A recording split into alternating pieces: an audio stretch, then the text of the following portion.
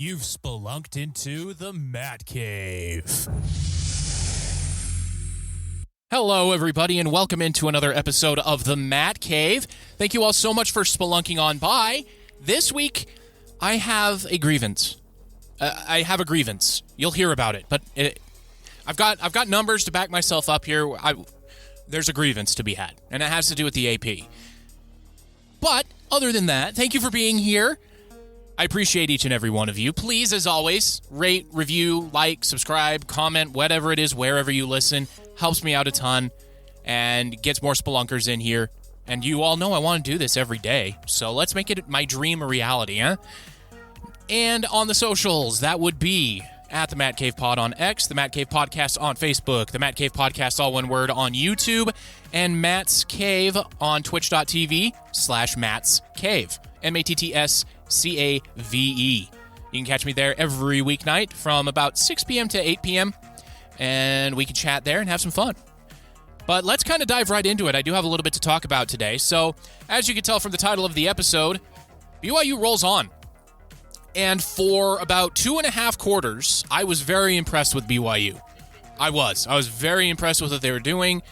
I was impressed with Jake the Mistake. He made only one mistake, but it happened at that 2.5 quarter mark. And once that happened, the game kind of turned a little bit against the Cougars. Overall, BYU comes away with an impressive-looking 37-24 win. The score is closer than what the game actually was. Central Florida scored a touchdown in garbage time, and so really the score more or less should have been 37-17 is what we should be looking at here. But Jake the Mistake, one fumble that he should have just eaten the sack. Well, hopefully he learns from that. I keep hearing that he learns from his mistakes and he doesn't make the same one twice. So we'll see. One fumble from LJ Martin. There was actually two, but one of them was not seen or counted as a fumble. So him and Hinckley Ropati need to do what my coaches in high school did with our running backs and have them carry a football with them all week and have random people try to punch it out. There. That'll fix the problem. And when that happened in my football team, that running back never fumbled again the rest of that season. So it works. But overall, the stats look really good. I mean, 228 passing yards for Jake Retzlaff, 255 total rushing yards for the Cougars, and Jake Retzlaff was not the leading rusher for the second straight week. That's fantastic. And no trick plays, really. You know that's a joke if you watched. The fake field goal, the between-the-legs flip from BYU punter Vanderhaar to the kicker Will Farron was outstanding. Now, that could have been a touchdown had Will Farron trusted himself to throw the football to the wide-open tight end Erickson down the field, but I get it. You don't want to turn an awesome play that is already working into a massive mistake headed the other direction. So he just kind of ran the ball for the first down. Everybody was still excited. Central Florida was defeated, and it was a really fun time. The defense was pretty darn good. Only one sack, but that doesn't really tell the story. There was a lot of QB pressures. There were 3 passes deflected and 2 interceptions. One by Isaiah Glasker, the amazing all Big 12 linebacker. Like, the only linebacker in the Big 12 that I think is better than him is Lander Barton for Utah. Other than Lander Barton, I don't really see any other linebacker in the conference better than those two.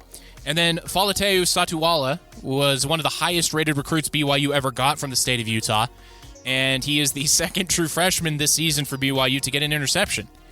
Now, the interception that Satuwala got wasn't really impressive. He was just playing the correct call on defense, and the opposing quarterback, who was having a rough day, Ja'Cory Brown throwing the ball, just kind of tossed it straight to him. So, at least he didn't drop it. Awesome. But overall, solid performance for the first 2.5 quarters, and then Aaron Roderick, and every offensive coach does this, took the foot off the gas. Why? Keep going. Keep playing your game. You don't have to empty out your bag of tricks. I'm not telling you to do that. But keep doing what got you the lead and the win. Don't just turn around and hand the ball off 3 times to get a 3-and-out and a punt. Like, that's not how you continue to keep pressure on the opposing team. But I also get the other side of the equation where you have Jake the Mistake at quarterback, and he is a walking pick six waiting to happen. I'm still waiting for that to happen this season. Because it is going to happen, and I'm terrified that it's going to happen like either in the last game of the season with everything on the line, or it's going to happen against Utah. So that's what I'm afraid of. But Chase Roberts in that game, that awesome end of first half breakout and run was awesome to see. His catch at the goal line that should have been a touchdown, where he pinned the ball against his helmet, that was awesome. So the team looked really good. They were flying around. They did not look flat going across the country. First drive of the game, they marched right down and scored a touchdown, and then they immediately forced a 3-and-out from Central Florida. But the same bugaboos that happened against Oklahoma State were happening against Central Florida. Breaking off huge runs. R.J. Harvey had 16 carries for 127 yards and 2 scores. So the running games are still an issue for BYU. They did allow 181 yards rushing. They had their backup quarterback, Dylan Risk, who played one game in his career before coming in against BYU. It made him look like the second coming of, I don't know, a Central Florida great quarterback. So I'm going to say Dylan Gabriel. 6 of 10, 102 yards, 10-yard completion average, and a touchdown. I was very angry because they were putting in backups, BYU was, and it showed. Again, this isn't BYU versus New Mexico. This is BYU against a Power 4 opponent. You've got to keep your guys on the field because the other team isn't going to quit like a group of 5 school would. So that's my problem here. It was far from a perfect game, and somehow, some way, the ball keeps bouncing BYU's way, in BYU's favor, and I don't know how. Maybe it's because of the 2 decades plus of suffering that BYU fans have had. But enjoy it while it lasts, Cougar fans. Honestly, enjoy it while it lasts. It's really good. For the rest of the way, if you look at BYU's schedule, there's not really a game there that's losable except for the Holy War, because just as Kansas State last night, as of me recording this episode, anything can happen in major rivalry games. Kansas State was like a 3-touchdown favorite against Kansas, and they needed a defensive stand in the last 30 seconds of the game to escape their rivalry game by 2 points. Kansas has 1 win on the season, or 2 wins on the season. So the only game that really worries me is that Utah game, if I'm a BYU fan. Now, that being said, and I'll get to Utah in a second, the way everything's going, BYU will probably go into that game as a favorite, unlike in this game against Central Florida where BYU was not a favorite. Somebody somewhere in Vegas that makes the rules had a lot of money riding on BYU, and they set the line where they set it. You can't convince me otherwise. BYU was a 3-point underdog going into Central Florida. Central Florida was 3-4. BYU was number 11 in the country, undefeated. So somebody somewhere had a lot of money on BYU. I'm just saying. That's why they were the underdog. But that game against Utah in 2 weeks' time is the season for BYU. It is. It's the season. After that, at home against Kansas, Kansas had their back broken against Kansas State. I don't know how they're going to come back from that. They have to win 4 straight games to make a bowl. So we'll see what happens there, but I'm very confident in BYU beating Kansas at home. Then they travel down to Arizona State, where Cam Scadaboo, the nightmare of Utes fans, is waiting. But Arizona State doesn't really scare me for BYU in the same way that it scared me for Utah, because BYU's offense is coming along. With all my gripes for Jake Retzlaff at quarterback, with him a turnover waiting to happen, I still think that BYU's defense is solid enough to make up for that as we go down the stretch of the season. And then the last game of the season is at home against a Houston team that looked terrible against Utah. It still managed to pull out a win. Their only good game of the season was against a TCU that was reeling from a couple of close losses. So that one should be a win as well. So as a prognosticator, as a talking head here, I do project BYU going undefeated. At the start of the season, my tongue would have snapped off its roller if I were to say that sentence, and I still can't quite believe that I'm saying those words. So going into the Holy War here, it's just as we all expected, right? One team undefeated in the top 10, looking at the college football playoff, the Big 12 championship, and the other team scrambling and fighting for their bowl life. It's exactly what we thought, just different teams on different sides. So we all got this right. Kinda. Now, for my gripe, the AP Top 25 poll came out, like right before I started recording this episode. And most of the top 25 reads out how I think it should. Oregon number 2, Oregon number 1, Georgia number 2, Penn State 3, Ohio State 4, Miami 5. I do have a gripe with that one. Texas 6, Tennessee 7, Notre Dame 8, and then BYU 9. I disagree strongly with that. Tennessee's loss is a good one. Notre Dame's is against Northern Illinois. And if any of you listening to the show right now, listening to this program, can tell me where Northern Illinois is without Googling it, you get a cookie.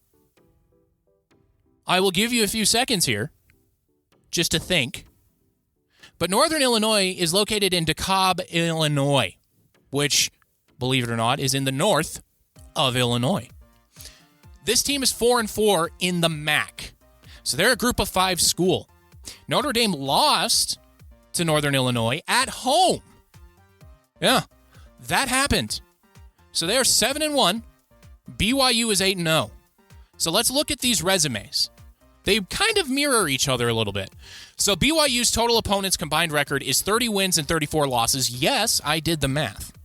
BYU has 6 of their 8 wins against Power 4 opponents. Their 2 wins that are not are Southern Illinois, who is currently 2-6 in the FCS, the Football Championship Subdivision, if you were curious at what that stood for, and Wyoming at 1-7, who just lost on a last-second field goal to, hey, Utah State got their second win of the season. Congrats, Aggies. That's all I'm going to say because you've been through enough.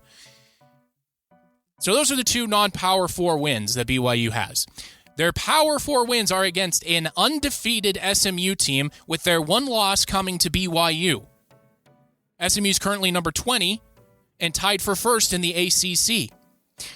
The other big win is against number 17 currently, Kansas State, whose 1 loss just so happens to be to BYU. The other Power 4 wins are in conference. Baylor sitting at 4-4, Arizona sitting at 3-5, Oklahoma State 3-5, and Central Florida at 3-5. So a pretty solid resume there to be in the top 10. Notre Dame, they beat number 10 Texas. That's a very good win. They lost again to Northern Illinois at home. They beat a Purdue team that has only beaten an FCS school, and their closest game was an 18-point loss to Nebraska. Every other game, they lost by at least 3 touchdowns. Miami, but not that Miami, of Ohio, a MAC school, 4-4. Louisville, 5-3. Stanford, 2-6. Georgia Tech at 5-4. And a Navy team that was a very awesome Cinderella story and still could be a very awesome Cinderella story, who were 6-0 going into the Notre Dame game, but Navy has 1 win against a team with a winning record this season, and that's Memphis, who is just barely above 500. So, if you look at these 2 resumes, Notre Dame's opponents' combined record is 34-29. They have 5 wins against Power 4 opponents. BYU should be ranked ahead of Notre Dame by all accounts, by all measurements, except for one: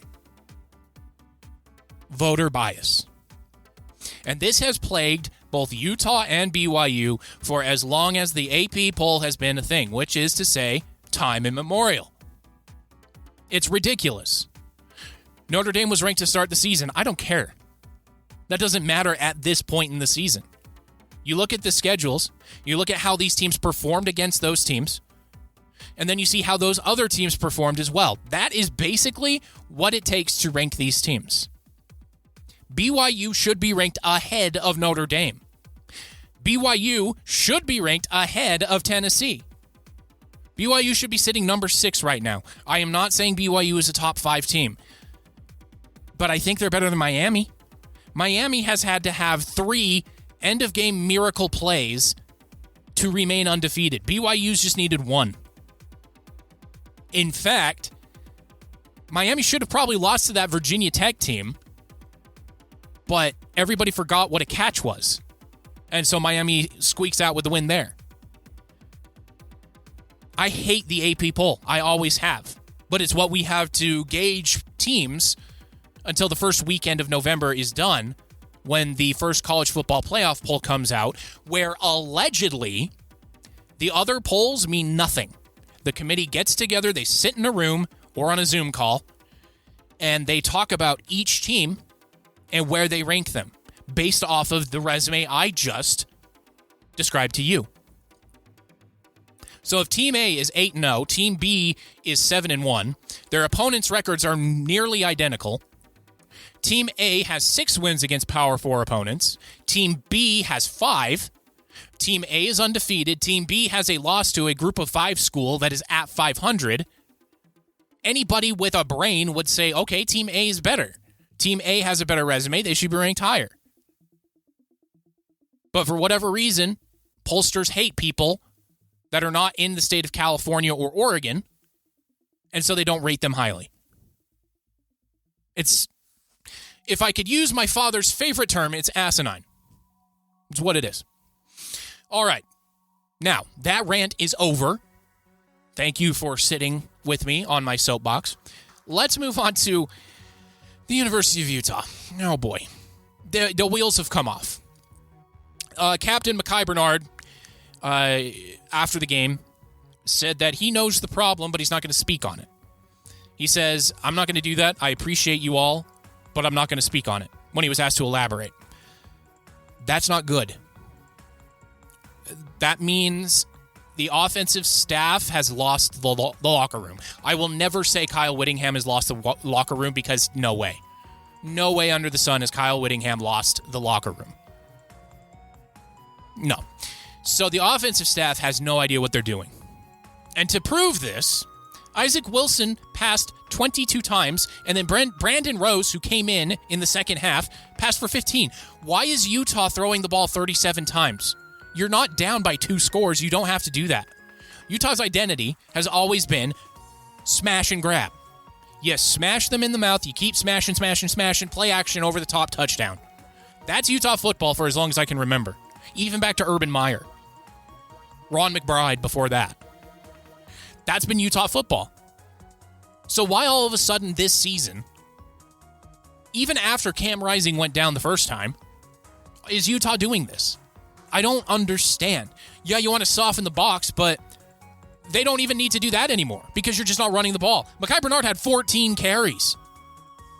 Jalen Glover came back and had 4. Are you kidding? 18 called runs?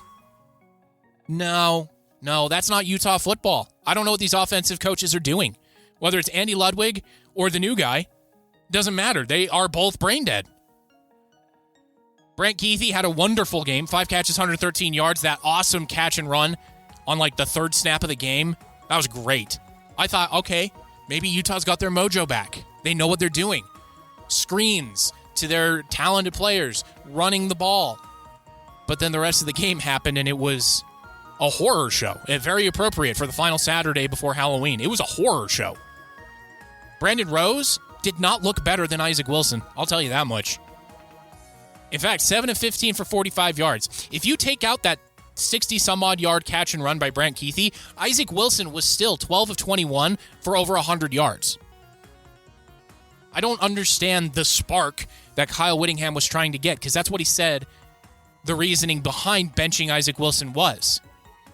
I would believe Kyle Whittingham more if he said it had to do with the injury that Isaac Wilson got in his own end zone that barely wasn't intentional grounding. I would have believed him more if he said that. There's a mess on the offensive side of the ball for Utah. A mess. And at this point, there's going to be an exodus of talent. Brant Kuithe he's exhausted his eligibility. He's going to be going pro. He can't come back. Cam Rising could come back, but do you really want to do that?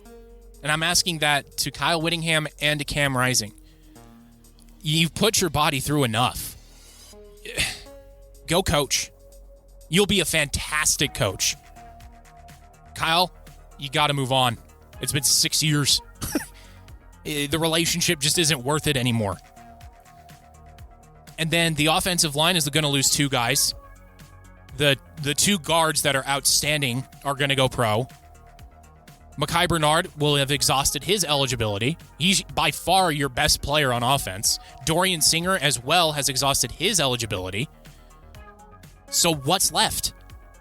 A disenfranchised freshman quarterback who is taking a lot of abuse online, which I know players don't really look at or care about, but the people around the player do notice it, and they don't appreciate it. And Isaac Wilson had offers from like USC, Oregon, teams in Texas. So even BYU, which I don't think he's going to go to. I know that's kind of the fun thing BYU fans are ribbing Utah fans about, like, he's going to transfer to BYU.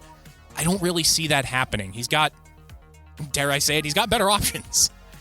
So this could be it for Kyle Whittingham. I don't know. He could be done. He could be just like, I'm over it. I got a couple of Pac-12 championships. I have an undefeated season. We upset Nick Saban in Alabama. No other team can really claim that. Like, he's got his Hall of Fame resume. He could just ride off on his Harley into the sunset and just say, deuces, I'm out. Which leaves Morgan Scalley with one heck of a mess to clean up. Because right now, there's no positives on the offensive side of the ball. They forget that they can run the ball. They try to throw the ball like they are USC or something, and they just weren't prepared for the new conference like they thought they were. There's a sort of arrogance that Utah had going into the Big 12, and I think they were kind of drinking their own Kool-Aid a little bit, and I was a part of that problem. I said they were going to go undefeated and get into the playoff. I'm part of it. I'll raise my hand. But they thought the Big 12 would change to how they played, but instead the Big 12 just continued to play how the Big 12 played, and Utah couldn't adapt. And that's kind of where we're at with Utah at 4-4. Looking at Utah's schedule moving forward, it's a murderer's row. It really is. It's at home against number 9 BYU. It's then going to Boulder, Colorado against a Heisman contender in Travis Hunter, who I think should be the favorite. Like, come on. It's like when baseball didn't want to give the MVP to Shohei Ohtani for playing both ways. Like, Heisman voters, give it to Travis Hunter. It's a no-brainer. If the kid can stay healthy and continue to do what he's doing, you can't not give it to him.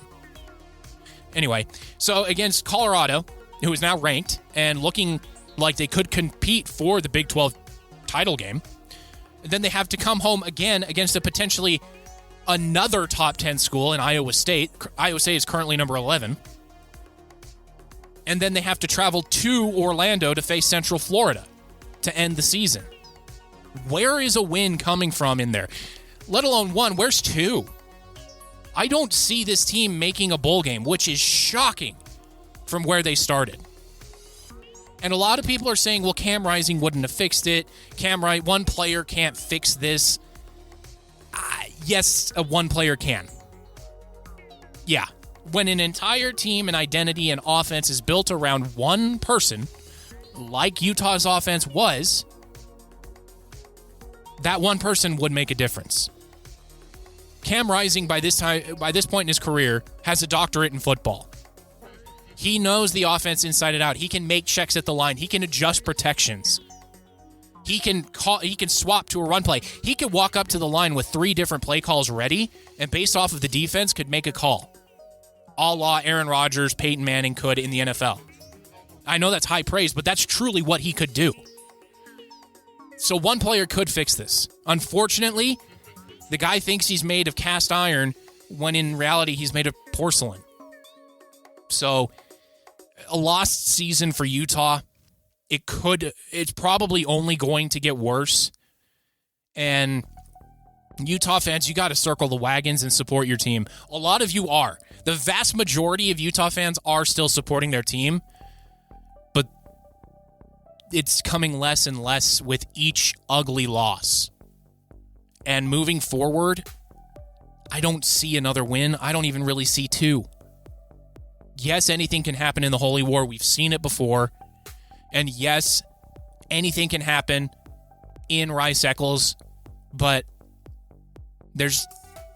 I don't see a fight in Utah like I've seen the past few seasons. It looks like they're tired.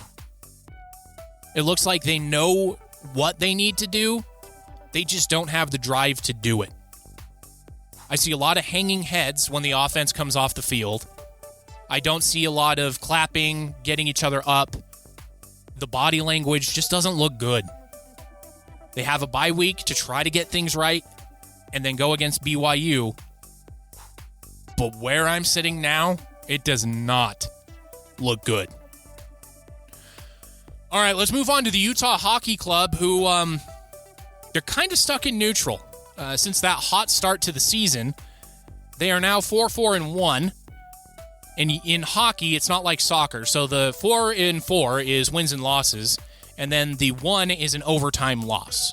So if you win in overtime, it's the same as a normal win, but if you lose in overtime, you still get 1 point.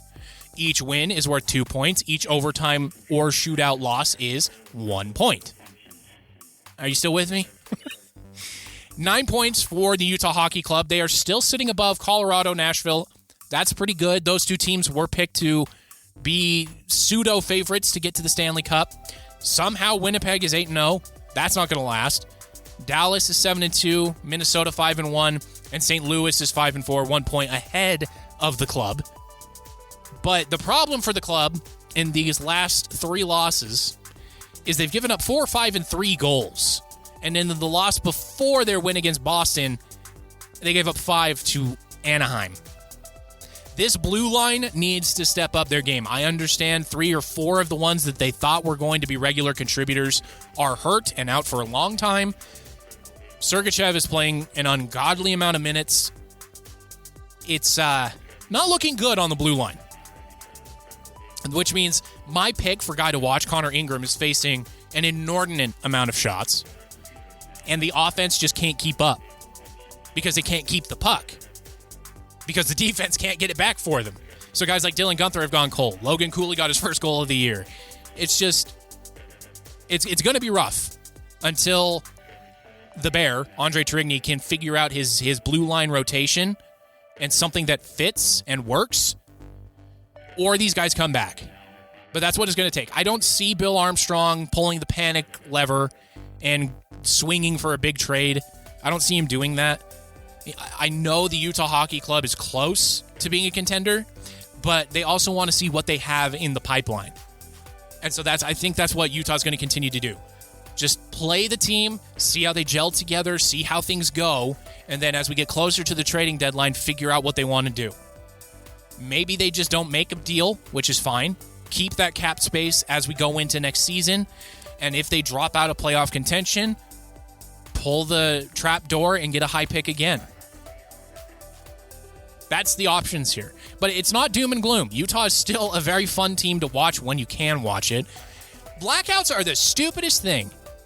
The dumbest thing. I have YouTube TV. I have Peacock. I have all these different streaming services, and yet I can't watch the Utah Hockey Club when they're at home. I can't even watch them when they're in LA. It's very, very frustrating.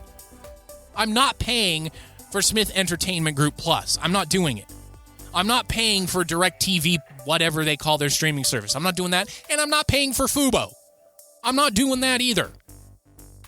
So figure it out, Ryan Smith. You got to get your club in front of your home market in a better way than just another streaming service that I have to pay a stupid amount of money for to watch a terrible Utah Jazz team or a hockey club that is, will they, won't they make the playoffs? So there's something wrong there, but that needs to be fixed. All right, that's the show this week. No video game talk. Sorry about that, but if you want video game talk, come to my stream. My stream on twitch.tv/MattsCave. We can talk video games there if you want. But other than that, thank you all so much for being here. If you agree, disagree, want to talk, you can find me on my stream every weeknight, or you can hit me up on the socials at the Matt Cave Pod on X, the Matt Cave Podcast on Facebook, or the Matt Cave Podcast, all one word, on YouTube. But until next week, when I give my Holy War prediction. I'll see you all when you spelunk back into the Matt Cave.